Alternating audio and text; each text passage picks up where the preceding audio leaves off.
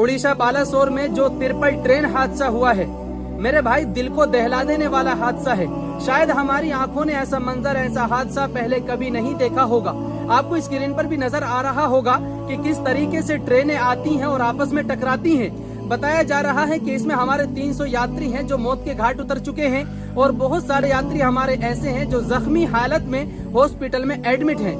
हमारी अल्लाह से, भगवान से यही प्रार्थना है, यही दुआ करते हैं कि अल्लाह रब्बुल इज्जत जो जख्मी हालत में हमारे यात्री मौजूद हैं उनको जल्द से जल्द सेहत याब फरमाए और जो हमारे यात्री मौत के घाट उतर चुके हैं उनकी रूहों को सुकून और उनकी आत्माओं को शांति अता फरमाए। इस वीडियो को ज्यादा से ज्यादा शेयर कीजिए। आप क्या कहना चाहते हैं इस हादसे के बारे में कमेंट कीजिए।